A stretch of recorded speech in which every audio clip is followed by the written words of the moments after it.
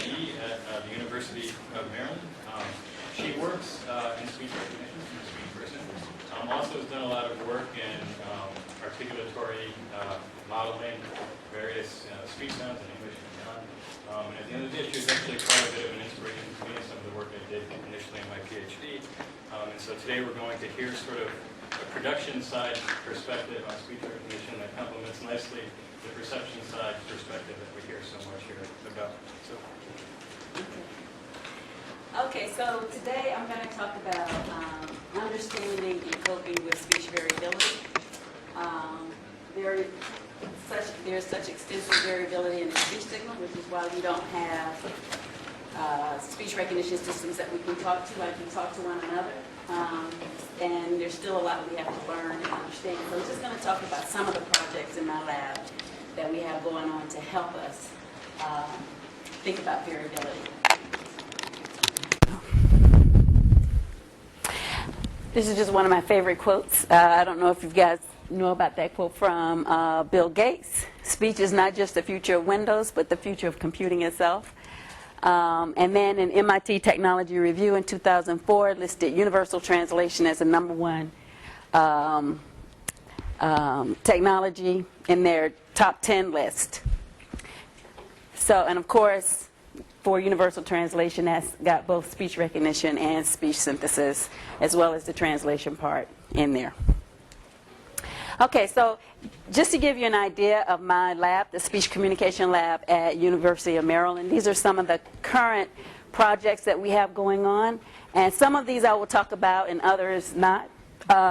But just to give you an overview, we have a project that's looking at gesture-based speech recognition, and that's a collaboration that's being done by one of my PhD students who will graduate in December, and that's in collaboration with colleagues at USC, UCLA, UIUC, BU, Haskins Lab. We're also looking at speech enhancement and speech segregation to improve the performance of communication devices, giving you clear speech. That's done by two of my one PhD student, Shrikant Vishnu-Batle, who also will be graduating probably in January, and a master's student, Vijay Mahadevan, who will graduate next month. Forensics, source identification, and media authentication being done by Daniel Garcia Romero, who some of you already know, and Jingting Zhao, who's a master's student.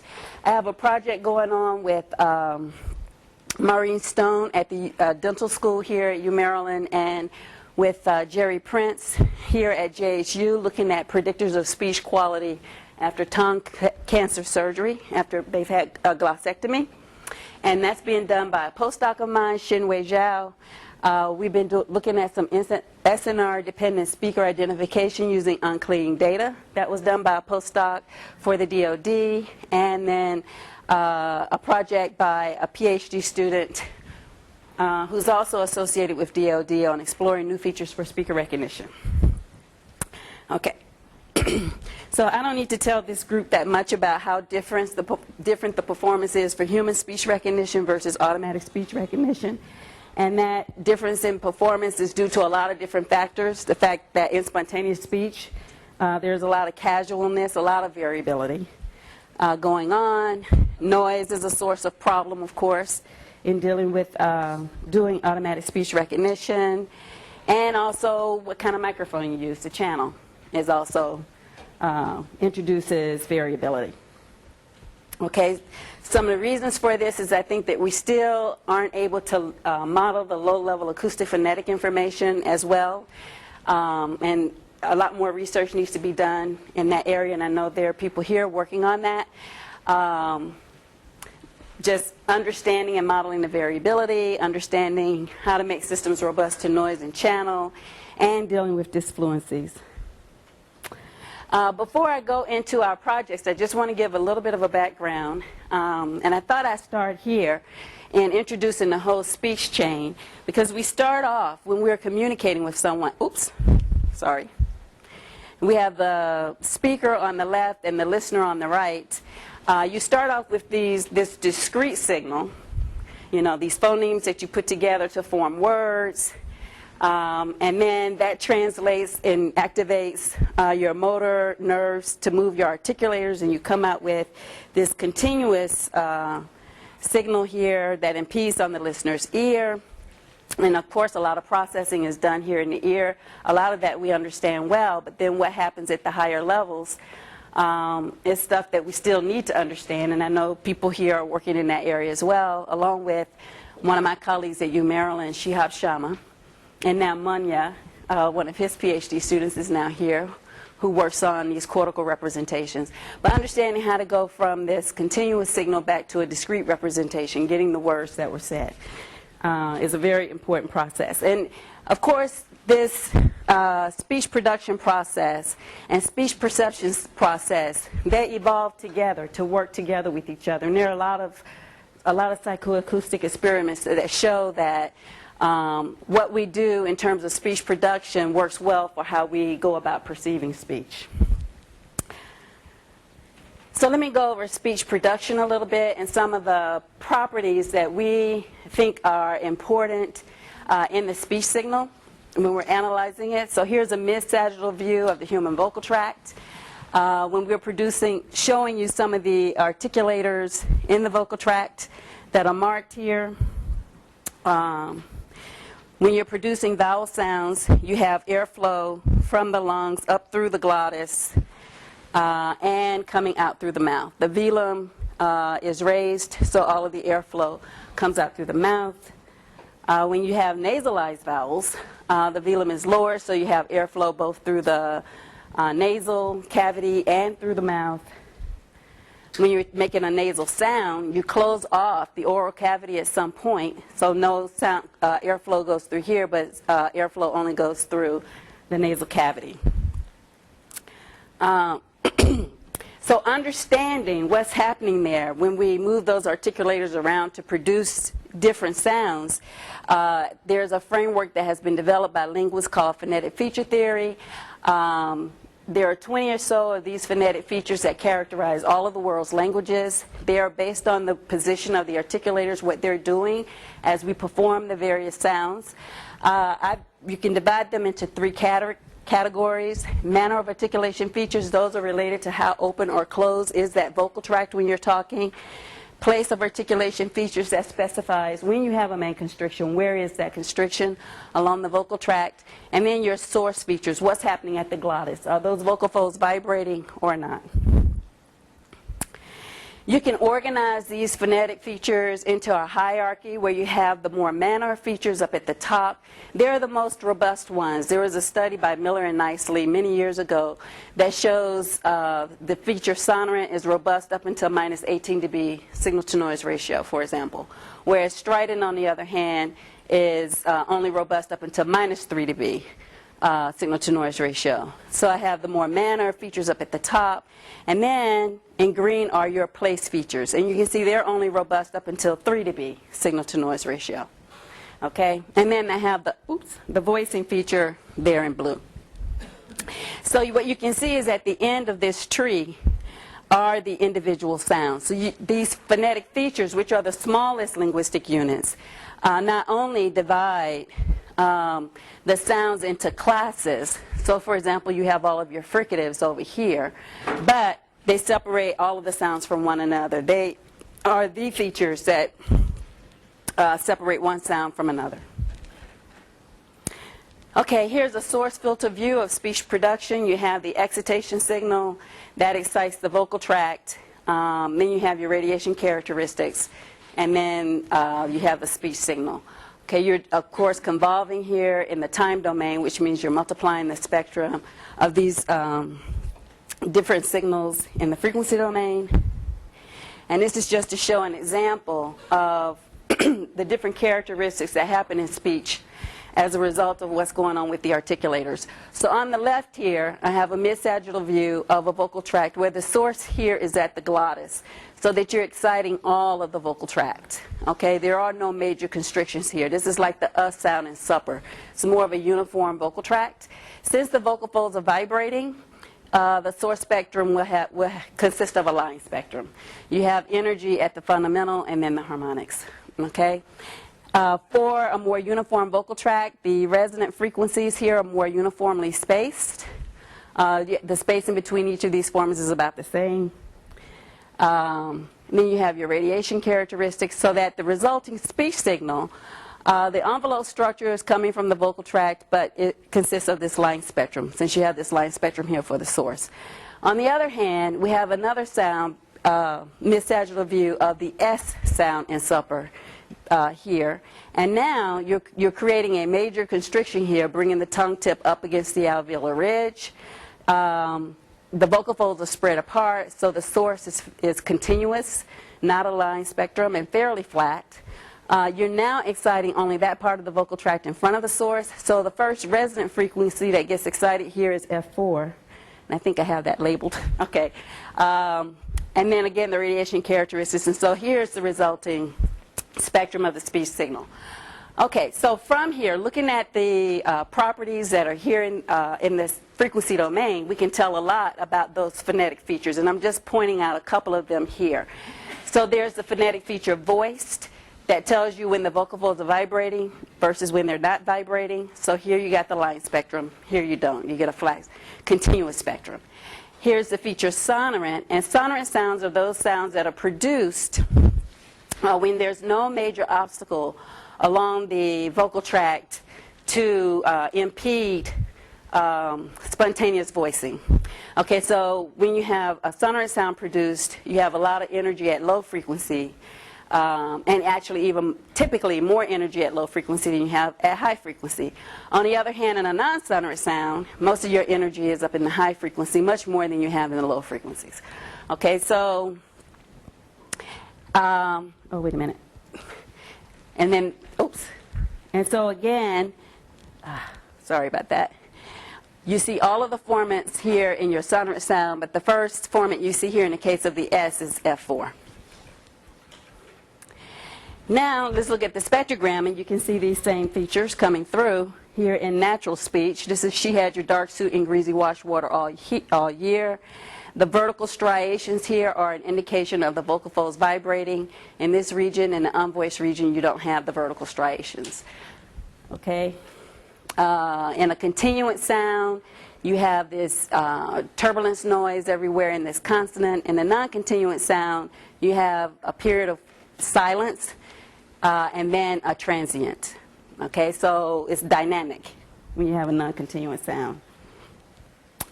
And then just looking at a place feature, the S sound in greasy is has its first resonant frequency here around F4, whereas the sh sound in wash, that sh, the energy turns on around 2,000 hertz, and that's just due to the difference in the location and where you place that constriction.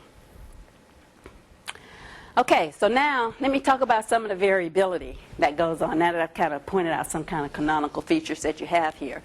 First, I'm going to talk about variability due to idiosyncratic behavior of different speakers. Here are 3 speakers here saying the sound Z, the alphabet sound.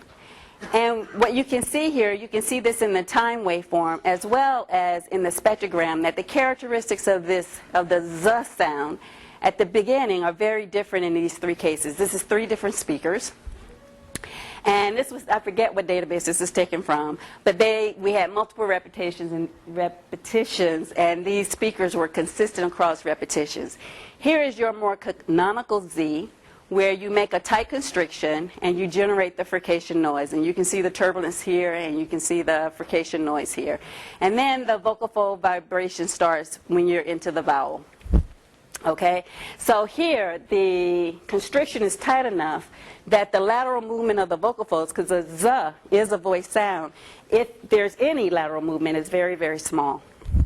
On the other hand, if we go to the first one, you can see the voicing throughout in this Z, okay? And it's evident here in the spectrogram. You see the F1, you see F2, and you see a little bit of turbulence here. And in this case, what the person has done is to weaken that constriction, so it's not nearly as tight. So that source becomes weaker, meaning that the source at the glottis, the vibration of the vocal folds, has become stronger. And so we're exciting those resonances at low frequencies. On the other hand, speaker 3 transitions from having the glottal source start off stronger and then transitions into the turbulent source becoming stronger. And you can see that happening here. You can see the nice periodicity here, and then it switches over into being more turbulent. So we wanted, this is the kind of information that can be problematic in speech recognition, because these sort of changes can happen with different degrees of strength. I didn't mean to click that, but now that it's up. But we developed a parameter in my lab to pull out this different information. People usually do a binary classification of each frame of speech. They say whether it's voiced or unvoiced, and you can see here that that's not really necessarily the right way to go. You can have a sound that's simultaneously voiced and has some unvoicing here at high frequencies. So we developed what we call the aperiodicity periodicity pitch detector, and the green regions, this is a spectral temporal profile of the periodicity and aperiodicity, and the green regions tell you where the aperiodicity energy is, and the black regions tell you where the periodic regions are. And at the bottom here is a summary measure of the periodic energy versus the aperiodic energy. And so you can see nicely here, this guy is voiced all the way through, heavy voicing in this Z, where this one starts off with heavy voicing and then transitions into unvoiced. And then this one is mainly unvoiced. That one dominates. This measure has turned out to be very helpful to us in a lot of ways. First, in understanding this different idiosyncratic behavior that speakers have. The way we went about computing this periodicity, aperiodicity measure is using the average magnitude difference function, which is given here. And basically, you're just taking a windowed portion of the speech signal and then another windowed portion of the speech signal. And if the speech signal is periodic, when K, the difference in the window, is equal to a pitch period, and you take the difference, you'll get something that's 0 or close to 0 in the case of speech, since speech is just quasi-periodic, right? And so here's the AMDF, and so when K is equal to a pitch period or some multiple of a pitch period, you get these nice dips. On the other hand, when you're in an aperiodic signal, since the signal is not periodic, you don't get really strong dips, and they're random. They're not multiples of one another as they are over here in a periodic signal. And so you can look at this for how does these dips look when you're in a periodic frame versus an aperiodic frame versus a frame where you have both periodicity and aperiodicity, like that Z sound that I talked about. Okay, and this sort of clustering, nice peaks here in these two cases tell you about the voicing, and then the randomness in the dips tells you about the unvoicing. And you can analyze that for every frame of speech. And that's basically what we do here. We do an auditory filter bank. We actually take the envelope, and then we compute the AMDFs coming out of each channel. We cluster those all together. That gives us an estimate of the pitch frequency. We go back and we look at each channel now, given we have an estimate of the pitch frequency, and we decide, is that channel mainly consisting of periodic energy or aperiodic energy? You can do that for each one. And then you can sum all of the channels that have periodic energy, sum all of that energy together to get this summary measure, and do the same thing for the aperiodic channel. And we can also get an estimate of the pitch. So here again, we have another form of variability going on. And this is variability when people, I guess, similar in a sense to the Z case, because the person isn't making as tight a constriction. But that one was due just to the idiosyncratic behavior of the speaker. In this case, this comes about as a measure of rate. Here's someone saying the word every day very carefully. And you can see the frication here in the V, and you can see the closure in the D and the release of that closure in the D. This is your canonical D and your canonical fricative V. Okay, on the other hand, this is a typically good every day. I'll play both of these for you. But in this case, very little frication noise. You can see the voicing down at low frequencies. And you don't even have a closure here for the D or a transient. Okay? And so again, what this person has done when speaking very rapidly is they don't make the constrictions as tight. And so the voicing source is dominating, and you get all this energy at low frequencies, and you can see the form and structure throughout. Here's our periodicity, aperiodicity measure again. The blue regions are telling you where it's periodic. The red is telling you where it's aperiodic. And again, the summary measures here.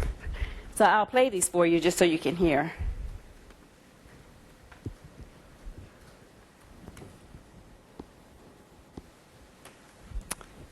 I'm not sure why that didn't play. Every day. Okay, that's your more canonical every day. And then Every day. every day. Said much more rapidly.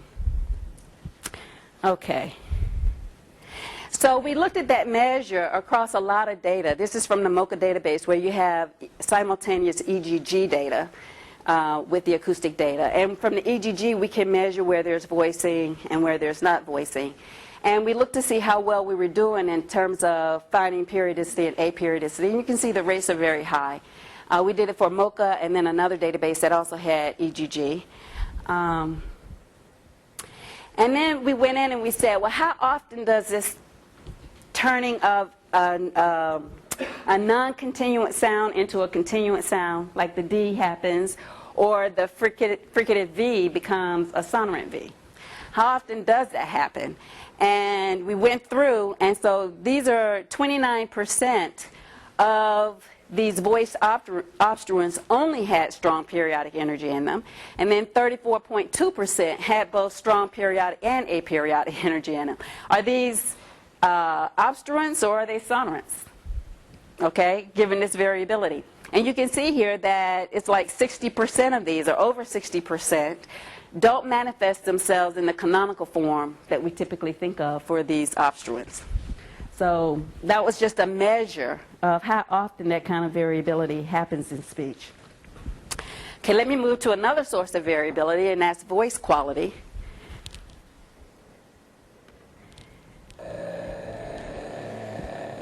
That's creakiness, and you should be able to see. This is looking at the glottis and what those vocal folds are doing as you're saying the creaky sound. Hopefully you can remember that pattern and compare it to the others, I don't know. But that was your creaky sound, creaky voice quality. That's your more modal voice quality. And now you can see here. I'll go back and show you the creakiness, but it's a little bit more abrupt towards the end than what you're getting here. Let me go to breathy first so I can point out that difference. And what you're going to see here is at the very top, the vocal folds actually don't close all the way. So you'll always have some DC flow. So right up in this area. And that gives you the breathiness. Okay? And now I'll go back and just show you the creakiness. And I don't know if you can pick it up as well from here. But it's just a little bit more abrupt in this closing over here. Okay? So typically, people at MIT came up with some nice measures for picking out when you had creaky voice quality versus modal versus breathy in terms of looking at the amplitudes of the first and second harmonic. If there's a big difference, this is like 10.9 dB, that would be your more breathy quality because you have a more sinusoidal shape. So you have less energy here at high frequencies. If you have a modal quality, again, the first harmonic will be higher than the second, but not to the extent that it is over here in breathy. Not quite as sinusoidal. You can see how this is more sinusoidal looking than this guy. This has a little bit more of abrupt closure, which we would expect for the modal quality. And then over here for creakiness, actually your H2 has an amplitude that's as high, or if not higher, than the first harmonic, the amplitude of the second harmonic relative to the first harmonic. And here I think is minus 0.76 dB. Now the problem is this is very hard to get this information from the speech signal because this is coming from the source, and in speech that's going to be influenced by the vocal tract, primarily F1, which is going to be down in the region of the first and second harmonic. However, that algorithm that I told you about, the periodicity, aperiodicity pitch detector, can pick this quality up. Oops. So it must be on a timer. I forgot to take that off. But what you can see here is that when you're breathy, that DC airflow that you have, because the vocal folds don't shut all the way, it excites the higher formants. And so this is more like aspiration noise. The vertical striations here are not as sharp as you see down here. I don't know if that's coming through as clearly, but you can see here in our app detector, it's picking up a lot more red regions here. Whereas over here when it's modal, this is all blue. Now he goes towards breathy towards the end, and so you get a little bit of that here. And then this is creakiness, and we actually have developed a creaky detector as well. And the creaky, didn't tell you about the creaky detector because it came on after we did the periodicity measure. But here's what those AMDF dips look like for a breathy sound versus a voice fricative versus a creaky sound. And you can see this is very different from these other patterns. So you can look at these patterns of dips here and determine whether you have a creaky sound or not. And some of the parameters that we look at is the strength of the dip clusters. If you notice the amplitude here, this is 9.3, but this is only going up to 2.5. The concavity of the dip cluster is another measure. The width of the dip cluster is another measure. And then the relative number of dips within and outside of a cluster is another measure. We fed these guys into, oops, wait a minute. Sorry, I'm not sure what we're trying to show here. I forgot to do this custom animation. But I think here he's just showing you the clusters, what is falling inside of the cluster versus what's falling outside of the cluster. Okay. Oh, and then a couple of other parameters that we used here was zero crossing rate, and that's because fricatives and laughter have a lot more noise in them than creakiness doesn't have noise. It's just irregular periodicity. I mean, irregular phonation. So it's vocal folds are vibrating, but it's irregular. Laughter and coughing has noise at all frequencies, and so we use zero crossing rate in 10 different frequency regions as well to help us with this. So here you can see the creakiness, and then they go into laughter. And if you look at the zero crossing rate here, it's much higher during the laughter than when you're in a creaky region. And again, it's higher when you're in fricative regions. They get a little bit towards creakiness over here, but you can still see it's lower than what you're getting here in laughter and say in a fricative. Okay, so we put all of that into, we formed this 16-dimensional vector. We put that into an SVM that was trained with creaky phonation versus normal phonation. We used a nonlinear kernel here in the SVM classifier. We smoothed the features with a Kalman filter. And we also did some median smoothing, median filtering. And we tested this creaky detector across the timid database. It's a timer again, sorry. The timid database, this database, oh shoot, was developed at MIT. Oh, I'm sorry about that. 1,400 instances, 895 files marked, a lot of different speakers. And then we did the NIST database, went in and measured creakiness. Okay, we looked at detection accuracy, false alarm rate, and we got 90% accuracy on detecting creakiness. Versus 10% false alarm rate. And you might say, why do you even want to detect creakiness? But if you're trying to do speaker ID, it could be a really good parameter because there are some speakers who are just creaky all the time. And some speakers who are hardly ever creaky, and others that tend to be creaky towards the end of utterances.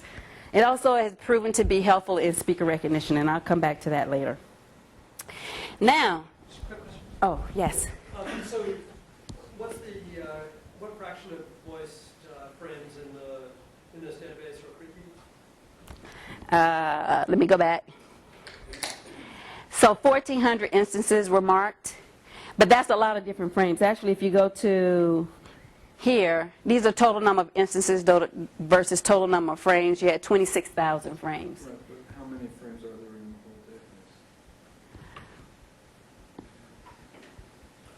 whole database? That's not in here.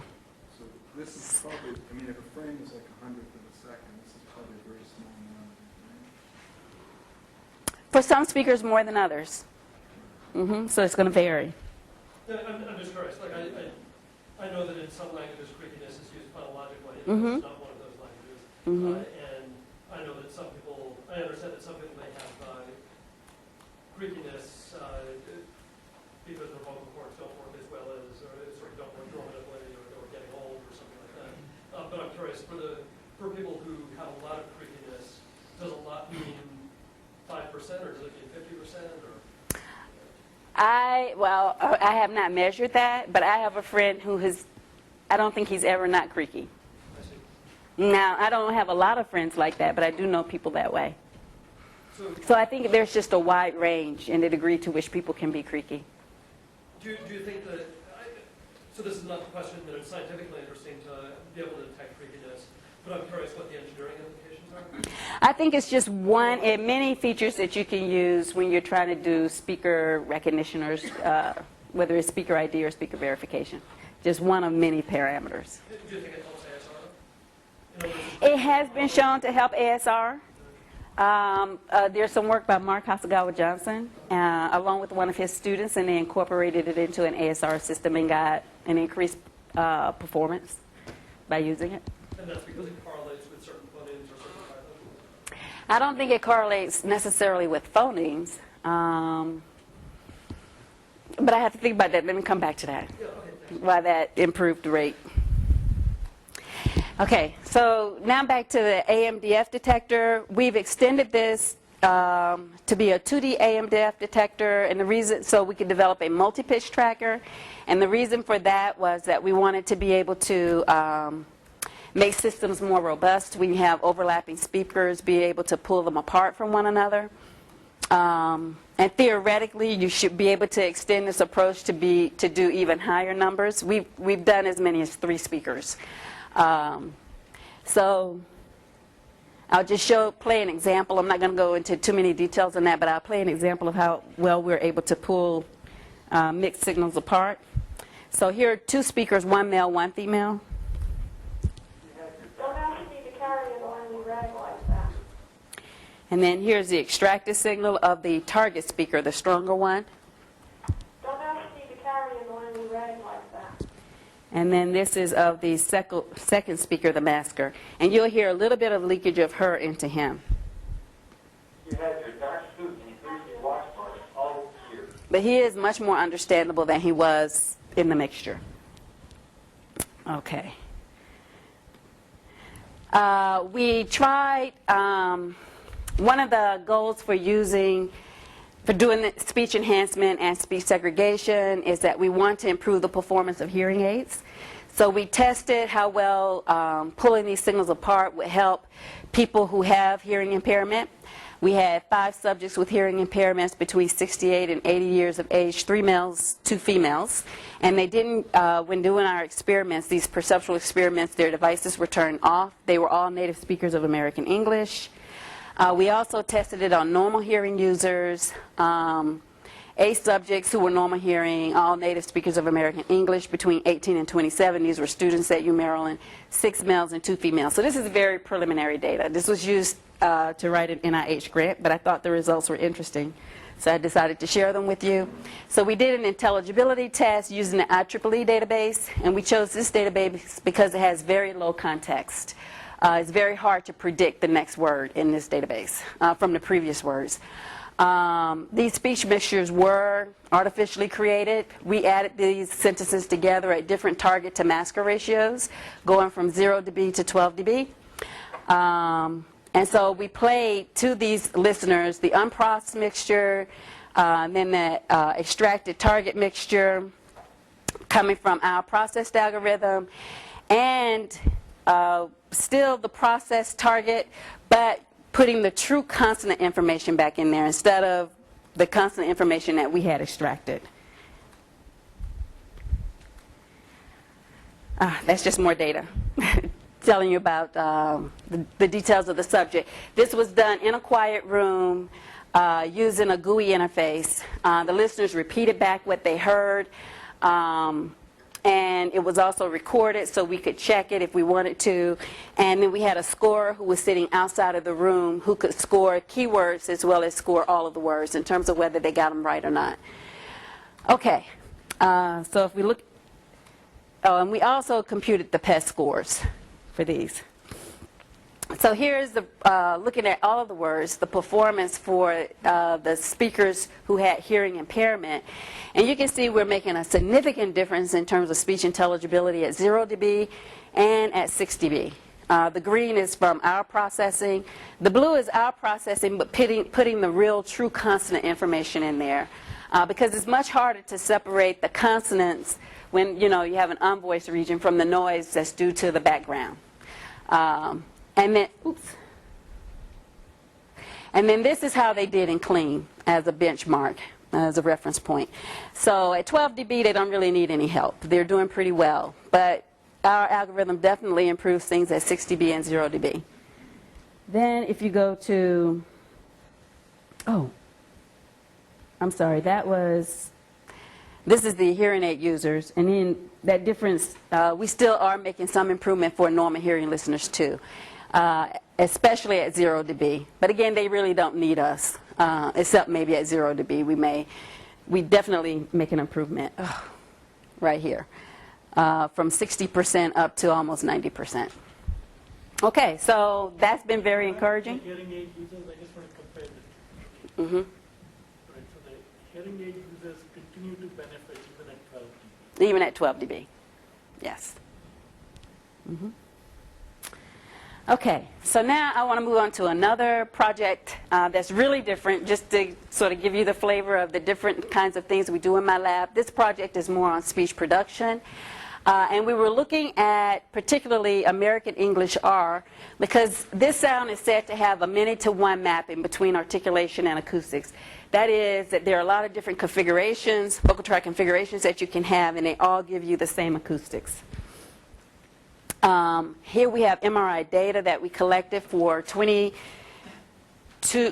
speakers. 2 of these are the same. And I forget where the... Anyway, it's 21 speakers. And here we're going to contrast speaker 22 with speaker 5. These are different speakers. One is saying a retroflexed R, and this is the R that speech pathologists are taught to try to teach to children. And for a long time, people thought this was the only way that R was produced. However, there's also what we call a bunched R, where the tongue dorsum is raised and the tongue tip can either be down or it can be raised. For example, this person's tongue dorsum and tongue tip are raised here. Okay, so you have this continuum. These are sort of the extremes. The retroflexed R with the tongue tip up, dorsum down, versus the bunched R, tongue dorsum up, tongue tip down. And we chose these 2 speakers not only because they gave us the extreme, but because they had very similar physical characteristics in terms of their height, their weight, and the size of their vocal tract. Ideally, you would want the same person saying both R's, but it turns out that speakers tend to make this sound one way or the other, but they have a hard time trying to do both. Even a trained person has a hard time doing both. So again, we're contrasting this retroflexed R, tongue tip up, tongue dorsum down. Oops, what happened? With this bunched R, where the tongue dorsum is up, but the tongue tip is down.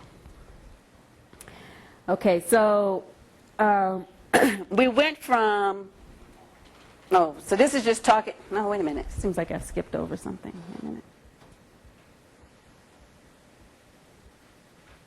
Okay, sorry. Let me go back. So this is looking at a spectral slice of this sound. So these speakers, they had this, when collecting MRI and you're laying in a booth, you're laying down in supine position, and you just hold the R for as long as you can, as long as we need you to hold it, so we can get all the slices to be able to reconstruct these pictures. But then we also had them produce words that had R's in them. This is looking at a spectral slice of a sustained R sound. And what you can see is that they are acoustically very similar. F1 and F2 and F3 are in similar positions. And in particular, the salient feature for an American English R is that it has this very low third resonant frequency. That's below 2,000 hertz generally, especially for male speakers. For all other sounds, F3 will be up at 2,500 hertz or higher. Okay, so that's the distinguishing cue for an R. In cases, it looked like F3 is down in the 1 kilohertz. I've never seen that. No. This is F3 right here. Yeah, but the second other one. The other This one. Oh, yeah, it can definitely go that low. I've seen it quite a bit. No, believe me, it can definitely go that low. I've studied a lot of R's. Okay, and so here is the word warav, nonsense word produced by these two speakers. And again, you can see this low third resonant frequency. You see how it starts off high in the vowel and it dips down low and then comes back up. Okay, so what we did is we developed 3D vocal tract models for these sounds because we didn't want to make any assumptions about their production. So you can see this is the retroflexed R with the tongue tip up, and here's the bunched R where the tongue dorsum is up. And, oh, I thought there was some animation there. Okay, and then this is a sagittal view, and this is an axial view of those R's. Okay, so we could go, and from these 3D geometry, I'm not going to show you that data, but we can look at how the airflow propagates through here. But we can go from these 3D reconstructions to getting an area function for this R. And you can see the correspondence here. So for here, here's the palatal constriction, and there's the palatal constriction there. Let's see if I point out anything else. Okay, well, I mainly showed that. There's also some narrowing here in the pharynx, and that's what you see here. Okay, so the lips is on the right side for both of these and the glottis on the left. So you can see the correspondence between the area functions and the 3D vocal tract model. Okay, so here's the acoustic response that we get out of our 3D vocal tract model versus the acoustic response that's based on this area function versus what we actually see in a naturally produced sustained R sound. And you can see there's really good agreement between the locations of F1, F2, and F3 across the 3D geometry and the area function that we get. And the reason that we're interested in doing this area function model is because once we have this, we can now do formant cavity affiliation. Okay. This was just showing that there's a little pole zero there, but that's, I'm not focusing on that right now. Okay, so okay, this is the acoustic. This is showing the same thing for that bunched R. Oh my goodness. Sorry. And again, you can see similarities, but here the F3 was a lot lower than what we estimated from our 3D geometry or our area function. And it could be that this particular pronunciation that he did in a quiet room after the MRI recording could have just been a different production of R than what he did when he was in the MRI device. It's hard to know. Okay, but now when we have this area function model, we can go through and understand what cavities result in what formants. So we can model, sorry, let me get back. Okay, so we can model these guys in terms of simple tubes. This is just a 4-tube model for this very detailed area function here. And you can see we get pretty good similarity in F1, F2, and F3. We can go in and put in more tubes and get an even better model, and I thought I had that, but I'm not showing that yet. But based on this model, the simple tube model, we can go in here and now we can look at what resonators are producing what formants. So for example, this really, oh my goodness, sorry. I forgot to check the timing, rehearsal timing, I guess, on that. Anyway, this very large cavity with the lip constriction here is what's giving us a Helmholtz resonator, and that is what's causing us to have the very low F2 and F3, I should say. But in this case, because the volume here is so large and this frequency is so low, it's actually F2 instead of F3. For some speakers, it would be F3. Then the other formants are coming from the back cavity resonance. And we could model this as a halfway resonator, where these will be the formants of this halfway resonator. And it would give us, explain F3, F4, F5. Sorry. And if we take into account the pharyngeal constriction and this constriction further back in the tongue root, we get an even better match on the formants. Okay. Oh, one of the things I meant to point out, I'm sorry, let me go back. I forgot to say this. One of the reasons that we did this study was we were looking for acoustic signatures in the signal that would tell us about which R a speaker produced. And what we found the acoustic signature to be is this spacing between F4 and F5. You can see this spacing is somewhere like around 700 hertz for a bunched R, but is over 1,000 hertz. And actually maybe 1,500 hertz here for a retroflex R. And we justified this. We went and looked at several other speakers who made retroflex versus bunched, and this difference holds up. So this many-to-one mapping I don't think is really correct. There is information, it just is in a higher formance about which type of R you are producing. So again, if this information can be reliably extracted, then this is also information you can use to help you do things like speaker ID. Because, yes? Can that be reliably heard? No, you don't hear it. What's outside the telephone bandwidth? Well, you wouldn't hear it over the telephone, but even if you're playing all the way 0 to 8,000 hertz, you don't hear it. Because it's masked by the other. I think because these other formats are so much higher in amplitude, you can see here, these are very low. I don't think you hear it. That's a linear scale you use there. Yeah, this is a linear frequency scale. Okay. Now, trying to track these with a format tracker, I don't think is the right way to go, but I think there are other ways of trying to get at this difference to be able to use it for speaker ID.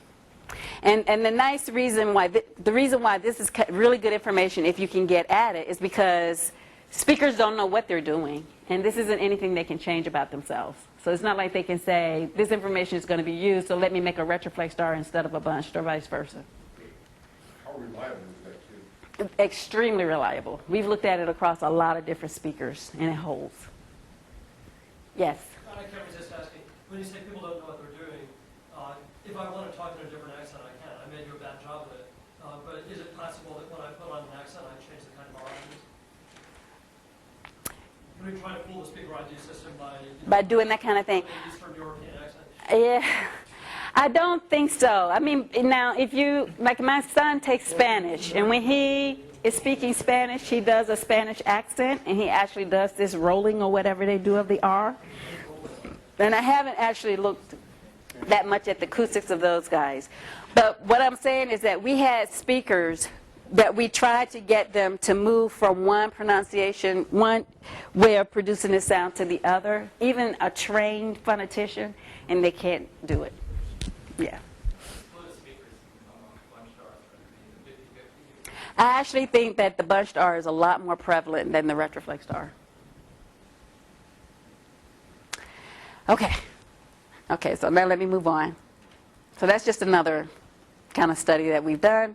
Now I was going to talk about speaker variability in terms of just differences in vocal tract length or vocal tract physiology. So you all are all familiar with this.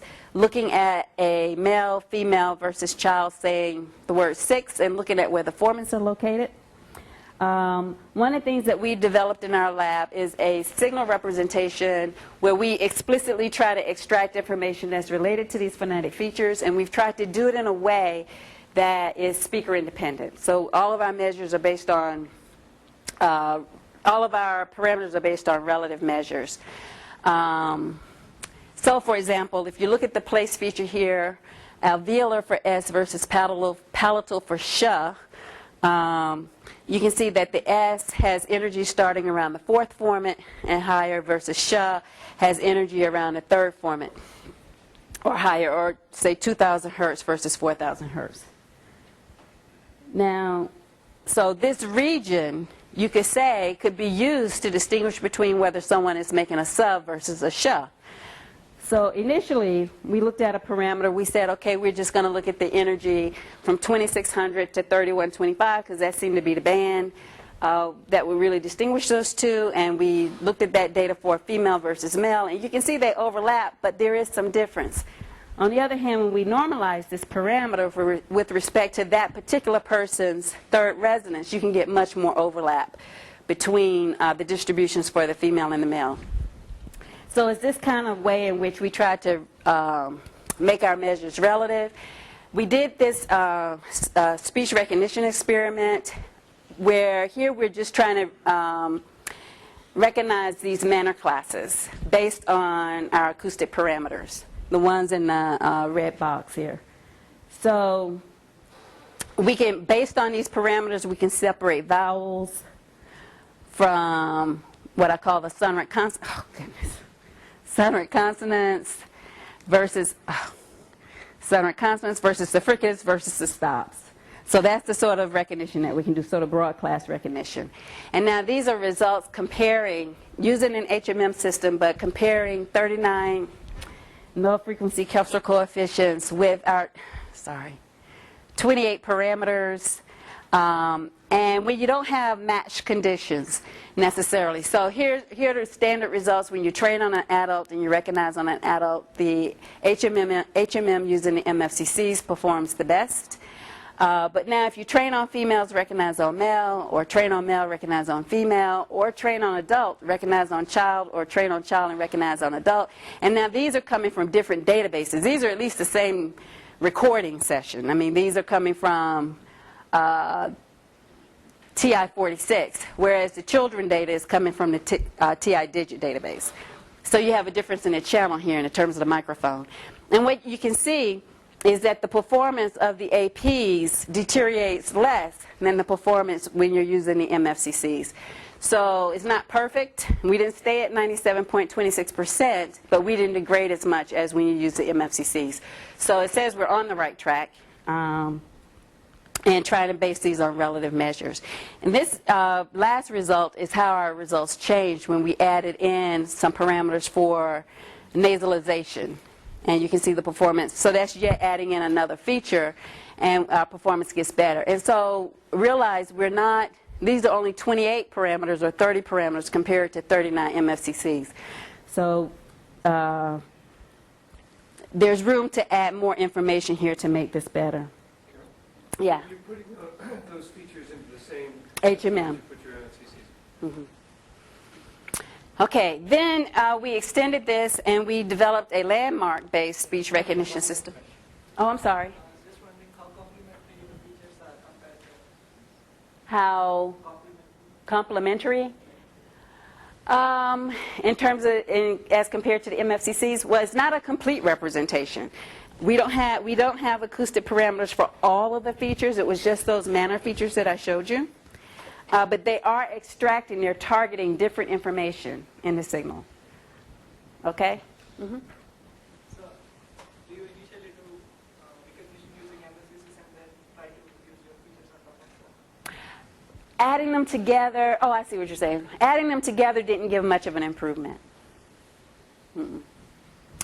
Okay, so then we developed what we call a landmark-based recognition system, where we define these landmarks as acoustic events in the signal that signify different articulatory events, changes that are happening.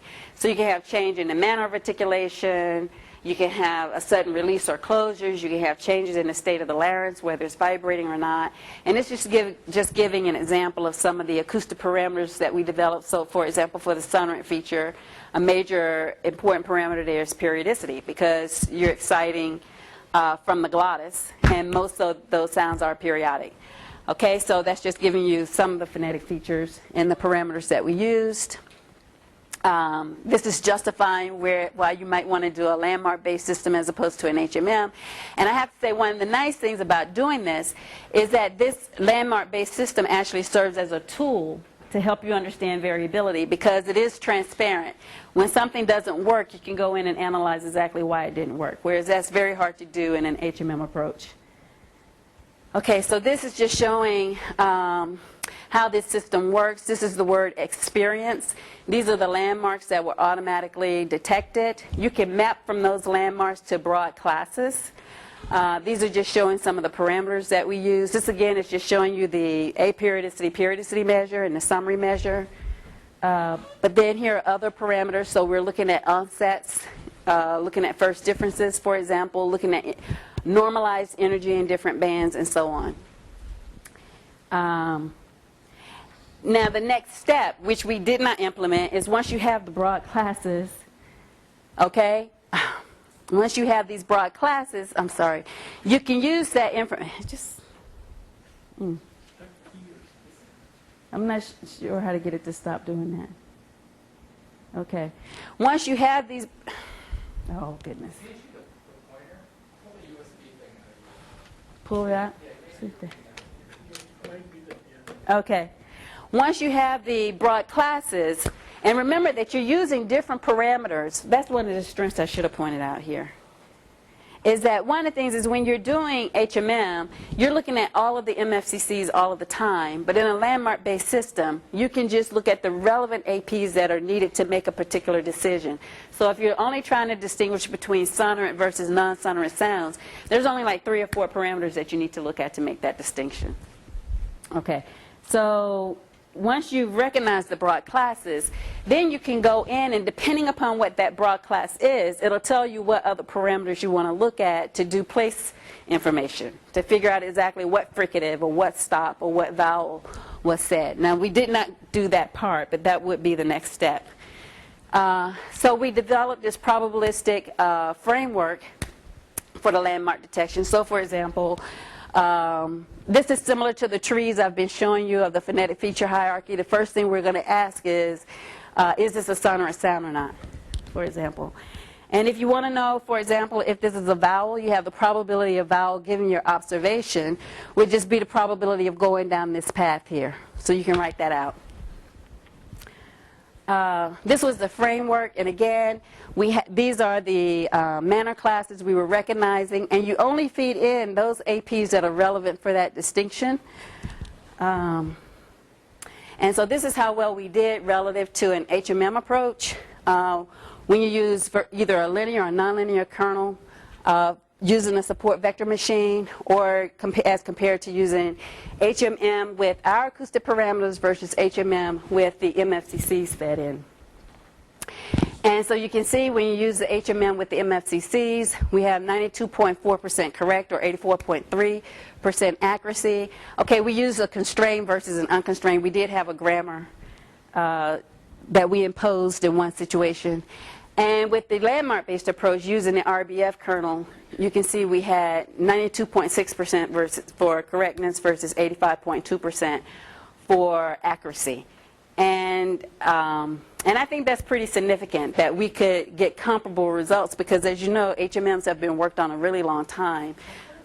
MFCC is just a straight HMM, or what is it? Yes, it's just a straight HMM. This did not have a triphone model in it because we don't have a triphone model in ours. I mean, 92% on PI, which is not very high, is it? But this is doing broad class recognition. It's only broad class recognition that you're doing. Okay. Now this is the last topic I'm going to talk about, and this is the most recent work we've done where we're looking at a gesture-based speech recognition system. At some point, I want to couple this with the landmark-based approach, but we have not gotten there yet. This project was funded by NSF, and it was just a 3-year project. And I think we've gotten a lot done in these 3 years. And this is just showing you all of my collaborators on this project. And my particular student is Vikramjit Mitra. He has worked very closely with Hosung Nam, who's a postdoc at Haskins Laboratory. Okay, so one of the reasons why we wanted to look at this gesture-based approach was to see if this kind of approach could better deal with co-articulation in a speech signal. And co-articulation is just when one phone influences the production of another phone. Okay, current ASR systems model co-articulation by using triphones or quintophones or higher. And so, but you're still limited in your range of how far you're looking to capture the co-articulation. Here's someone saying perfect memory, and that's just giving you the phone recognition, and then this is just comparing what you would have if you had a triphone model versus a monophone model. Okay, the problems that you can have with a triphone model is that you can suffer from data sparsity, and you're generally taking into account, if you're doing triphones, you're just taking into account the immediate neighbors. But we know co-articulation can span beyond the triphone context, and we think that these articulatory gestures will help us capture a larger contextual influence.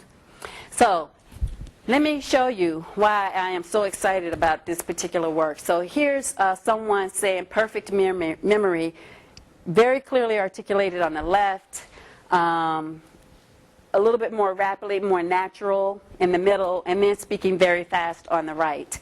And I hope I can, I'm going to put this back in because I need to highlight. You already coupled them with sound. All you do is if you click on the... It'll work? Okay. Okay, great. Okay, and what you can see here in the acoustics, when they're speaking very clearly here in perfect memory, they're actually putting a little pause there. You can see the little burst of the T there, and you can see the nasal sound of the M here. However, if you fast forward over here to the very fast spoken utterance, there is no region here where you see a closure, like you see here, and a release. Okay? There's just voicing throughout. And below, what I'm showing is the movement of the tongue body versus the tongue tip versus the difference between the upper and lower lip as you speak for each of these sounds. And what you can see is that in the case, if you compare over here, you can see these gestures. The boxes are actually the gestures. A gesture is the onset, the target, and the offset of the gesture. So these boxes are the gestures. These blue curves are what we call the track variables. And what you can see, for the K, that's a tongue body gesture needed to make that K constriction. For the T, that's a tongue tip constriction needed to make the T. And then you need to have closure at the lips to make the M. Okay? Articulatory measurements by microbeam or something? What are you looking at? Yes. Well, we did have this from sensors that were placed on the tongue. But I think that these may have been, I'm going to show you how we can estimate these from speech now. And these may have come from our TV estimator now. But it's very similar to what you get when you have the real articulatory data. Okay, so what happens is you can see these gestures, at least the K and the T are well separated from the M. However, when you're speaking very fast, you can see there's a lot of overlap. The M, the beginning of the M overlaps with making the T and the K gesture here. And that's why the evidence for the K and the T is not in the acoustic signal, where they are over here. Sir, I think this is so these bottom three, are they articulatory measurements or are they from acoustic data? Okay, we have it both ways. In this particular graph, I think that this was done with the system I'm getting ready to talk about, which we go from acoustics to estimating the articulatory data. We also do have articulatory data where there were sensors on the tongue, and we have the same information for these repetitions from that articulatory data. And it's very similar to this. These ones are from acoustic. Yes. Okay. Okay. So, but I know this is what's happening. And so, what you can see is, though, is that in each of these cases, you do get a constriction in the tongue body. You get a constriction in the tongue tip. Not as much of a constriction, but you get a constriction when they're speaking fast. And you get the constriction for the M. Okay? And so the timing changes, but the pattern of the gestures does not. Okay? So this rate of change of speech changes the degree of overlap between the gestures, but the overall gesture pattern remains. And so we call this the invariance property of the gestures. So our hope is that by going from the speech acoustics to extracting these track variables and gestural information, we will remove a level of variability. Yes? So, I don't want to, that seems like a very important point, actually. So, it would seem that you're telling me from the TT curve that the person didn't say perfect memory the way I would say it, which is complete elimination of the cluster. I mean, Well, do you really completely eliminate it? That's the question. And to me that perfect memory does not consist of cluster simplification, but actually some crypto gesture. Like, because I don't see why that valley should be called a T gesture.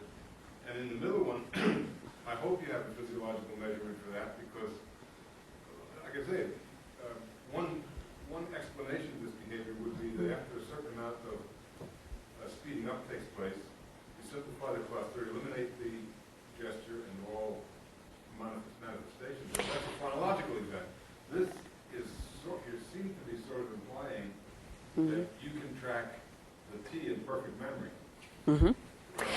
And I'm sorry, you know, I wish that I didn't have this particular one, but I had the one that actually came from when you had sensors on the tongue. But even when they were saying this very rapidly, the person did have a dip here. So they didn't go all the way to the T, but they did make a gesture towards that target. Okay? And so, yeah, the question is, are sounds completely eliminated? So I'm going to ask, so that. And we don't. This might lead you to the hypothesis that there is no such thing as cluster simplification as we used to think of it. There is no such thing as phonology. That there's a crypto gesture and that there's some very compressed, unrealized gesture, which is evidence of the. That's what we think, that the evidence is there. Yes. What people would have done electromyographically 25 years ago. See, This is being done now. I mean, I think there's all of the above. So like, take a word like, different. Question is, are there 2 syllables, 3 syllables? And I could imagine sometimes so maybe you get to 2.5 syllables. But I think you could say with 2 syllables. But that doesn't say that there isn't something in there that tells you. So you're saying whether that little schwa is in there or not. Well, it's a case to argue, and that's why we want to look at this approach. Well, I think you have to. And I don't think you're ever going to resolve this debate. You have to have somebody saying Pac-Man or some other KM combination which has no. There have been studies like this, not just of this perfect memory. They've looked at quite a few of, this is articulatory phonology coming out of Haskins Laboratory, and they've done quite a few articulatory studies of this. Okay? I'll tell you one other interesting study that leads me to believe that there may be something to this, and that is Sharon Manuel did a study of someone saying in versus in the, function words. Things get altered a lot, and often you don't see any kind of frication noise for the. And so the question is there anything there that tells me systematically about whether they made some kind of gesture towards the or not? And she has a paper out on this, Journal of Phonetics. And what she found is that the information about that the was there in the second forming of the I in the N. It was systematically higher if the person was intending to say a th versus when they weren't. And so I think the information can be subtle, very hard to try to capture explicitly, but there is evidence that it may be there. And so one of the main things that we do in this study, and I'm going to point it out as we come out, when we're getting these track variables, we use a large contextual window to help us in terms of finding these track variables and these gestures. Let me go on. So here are the track variables that we look at. Lip aperture, lip protrusion, lip aperture, tongue tip constriction location, tongue tip constriction degree, tongue body constriction degree, tongue body constriction location, what's happening with the velum and what's happening with the glottis. Okay, and so these are the constriction organs, these are the track variables and the articulators that are involved.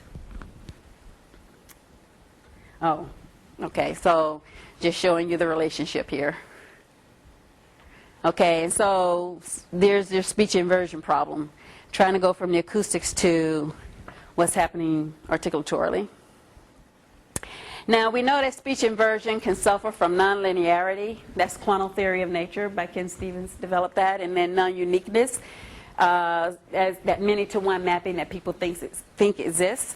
And traditionally, when people have used articulatory information, they've been looking at flesh point information. We, on the other hand, are not looking at this flesh point information. Instead, we're looking at, which are absolute measures, but we're looking at these track variables. So, for example, instead of looking at upper lip, lower lip, we're looking at lip aperture. So everything is relational, and that removes some of the non-uniqueness. We've been able to show that the TVs can be estimated more accurately than the flesh point information, and they suffer less from non-uniqueness. Okay. So our goal, and I'm going to show you some ASR results today, is to use this sort of gestural information to improve the robustness of speech recognition systems. And we hope to use them also to develop robustness in speaker recognition. We have an NSF proposal in to look at that. Other ways this information can be used is for visual speech. We actually are writing a proposal now for second language acquisition, as well as people who are having difficulty producing even their first language. Certain sounds can be very hard to produce. Okay, so unfortunately, no natural speech database contains gestural information. So the way that we started this whole process is using synthetic speech.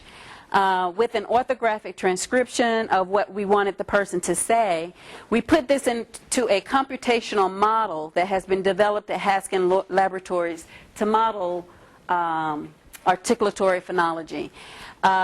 TADA is this task dynamic model. It gives you the TVs and it gives you the gestures. The targets are modeled as a second order system.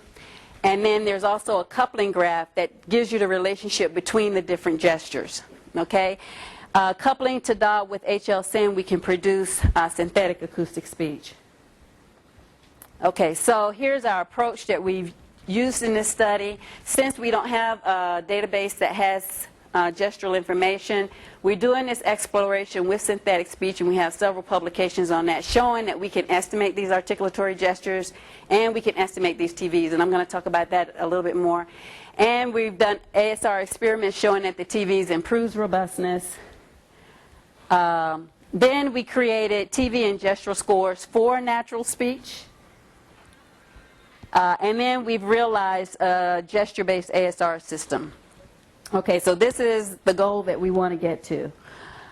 We go from the input speech, we extract some features, we have this TV estimator. That together with whatever the features are go in and we can estimate the gestures, and then we can go into an ASR system and recognize the words said. Okay, so first here's showing ground truth TVs up against what was estimated. Using an artificial neural network, feed-forward artificial neural network with 3 hidden layers. And you can see there's pretty good agreement between the TVs estimated and the true data. And again, this true data is coming from the synthetic speech, from the TADA, the computational model for articulatory phonology. It serves as our ground truth. Okay.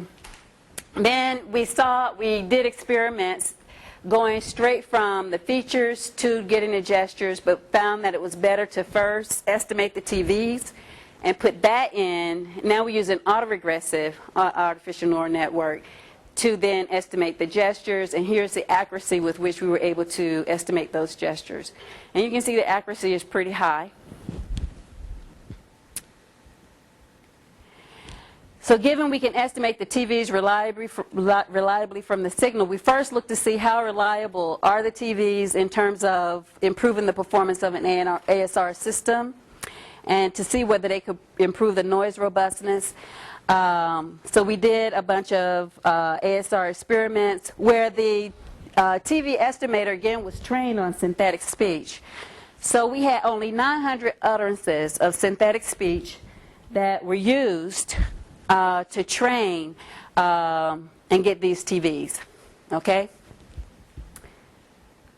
Once we had this ANN estimator, we then smoothed it. We used a Kalman filter because these are low pass in nature, these track variables. Okay, now that was to get the TVs. Now what we did was we took natural speech, and this is from the Aurora 2 database, I believe, where you had a lot of training utterances that we used, and then we had these testing utterances. And we did this testing with 8 noise types at different signal-to-noise ratios. So now we go in and we put the natural speech into our estimator, and we get the TVs from this natural speech, from this estimator that was developed on synthetic speech. Okay, and this is showing you the performance. So our baseline was an HMM system using MFCCs. The top line is showing when we add the TVs to the MFCCs, and then these middle lines are just showing when we try some speech enhancement technique first to clean up the signal before estimating the MFCCs, and then putting that into an HMM. And you can see that we're getting our best performance here when we use the TVs. And again, keep in mind that these TVs were developed, this TV estimator was developed using synthetic speech. And we're using 7 different signal-to-noise ratios. And so you can see it's doing something. It is getting some good information there. Okay, and then we try other acoustic features. So here are the MFCCs. This is without the TVs, with the TVs. Then we try Hynex parameters, the raster PLP, the moving average raster PLP. We use the ETSI front end with the MFCCs, and then we use the more advanced ETSI system with the MFCCs. And you can see it didn't help in this case. But again, keep in mind that the TVs were developed here using synthetic speech, and only 900 utterances at that. So I think that's pretty amazing that we're able to get this improvement in recognition performance. Okay, now we moved on to do ASR experiments where the TVs are going to be developed from natural speech. Okay, so we annotated the X-ray microbeam corpus, and we used, even though X-ray microbeam has 47 American English speakers, we only used data from speaker 12 in that database. And that database is broken up into 3 types of sentences or speech: 56 read speech tasks versus 10 sentences versus a paragraph from a book. And we used the 56 tasks. I think there's a little over 400 words here. Okay, 76.8% of that data was used for training, 10.7% for validation, and then the rest for testing. Okay, and the parameterization we used on the signal was the MFCCs. Okay, so the X-ray microbeam has the pellet trajectories. We obtain the TV trajectory, so we can do a comparison. I don't want to go into that. And I've already stated this. We were able to estimate the TVs accurately and show that they perform better than the pellet data. Okay, so now here's our gesture-based recognition system. We have this TV estimator now that was now trained using natural speech. We put those TV parameters along with the MFCCs into a dynamic Bayesian network to recognize words. Okay. We used a 4 hidden layer feed 4 ANNN with contextualized MFCC. So we're using 170 milliseconds. So we have a pretty large vector that we're putting in into our artificial neural network. We had 4 layers. This is showing the number of neurons for each layer. We did Kalman smoothing of the TV estimates. And this is just showing the accuracy with which we were able to estimate these TVs. And again, now this is from using natural speech, not using synthetic speech anymore. Now, here's the gesture-based dynamic Bayesian network that we used. We have these discrete random variables. Those are in the blocks. The continuous random variables here. Those are your MFCCs and your TVs. And then we have the gestural scores here for those different for the different gestures. And here we used only 6 gestures instead of 8 because of the computational costs, to keep the computational costs down. So remember, we had tongue tip constriction degree and tongue tip constriction location. We just combined that into one. Okay. We had 3 different architectures here. A DBN using the MFCCs, that was our baseline, a DBN using the MFCCs and the TVs, and then just a gesture-based DBN, okay? So here are our recognition results on the gesture-based system. So this was the DBN when you had the MFCCs as the baseline. This is if you added in the TVs, and now this is if you had the gesture-based dynamic Bayesian network.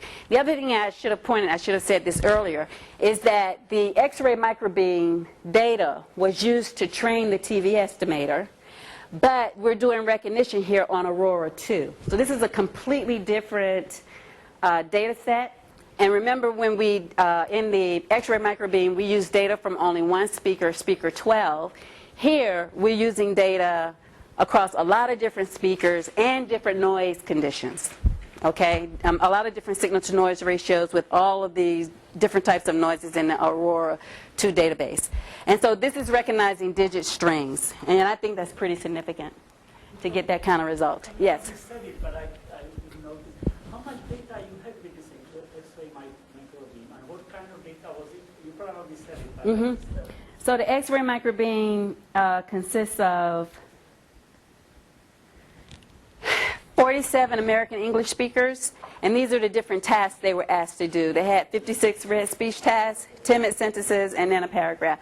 But now to train our TV estimator, we only use the data from speaker 12, just the 56 tasks, and that gives you a little over 400 words. Okay? But it is natural speech now, it's not synthetic speech, but it's still a small amount of data. Is it enough to train on it? Say that again? Is it enough to train this estimate? This is used to train the TV estimator. And you said it's only spoken digits, right? Not the X-ray microbeam. The Aurora 2 data are digit sequences. So digits wasn't necessarily a part of the X-ray microbeam data. So there's a lot of mismatch here. And still for us to do this well, I think is pretty good. Okay? And then lastly, I forget what is the difference here. This is 78.77. If we dropped out, okay, here with this data, we were going from -5 dB signal noise ratio up to clean. If we got rid of the -5 dB signal to noise ratio, and we did that to compare this with this paper on soft margin estimation, because they only use 0 to 20 dB. So if we limited ourselves to this range, then the recognition rate, of course, gets higher. Okay, so this is just showing how we compare with other systems that are out there. And so we're doing quite well. Okay. Oh, and I was going to say one last thing, just to point out that these TVs, there's really something to them. I did this very small preliminary experiment because I told you about the speech enhancement and speech segregation work that we're doing.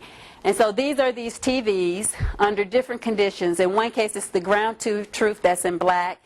This is the estimated from clean speech, estimated from speech corrupted with 10 dB at a signal to noise ratio of 10 dB, and the noise was car noise. And then what I did was I took the speech signal, I deleted the consonants, but still added the car noise at a 10 dB signal to noise ratio. The purpose of this experiment was to say, can these TVs tell me when you're in a noisy region, is there a consonant being produced in that region? So sort of doing speech activity detection. Is this all noise so I can get rid of it, or is there a consonant in there and I need to try to figure out where that consonant is and how to pull that information out? And what we found is that it does tell us whether a consonant is produced or not. So for example, if we're looking here at TTCD, and this is a person saying across the street. So here's the S and the T. If you look at the S and the the, If you look at the S and the, this green line, which is coming when the consonant is deleted, is very far from the other lines. Okay, these things have been, because of the sigmoid function, they're going from -0.95 to 0.95. But if we map them back to what the real values are for, say, in particular TTCD, you can see that our canonical had a tongue tip constriction degree for the S in across of 0.49 millimeters. What we estimated from clean speech is 1.5 millimeters. What we estimated when you corrupt that speech with 10 dB car noise is 1.75, so very close. But when we delete the consonant and put the noise in, we're all the way at 10 millimeters, which is not a constriction. So this number being very large tells us that in that region there is no constriction because it didn't see. So it's able to distinguish speech noise from noise that's not due to speech. But this is a very preliminary. I've only looked at a couple of utterances and I have to do a much more extensive study. But this is the kind of information we want to use to help us pull speech out of noisy backgrounds. Okay, so that's it.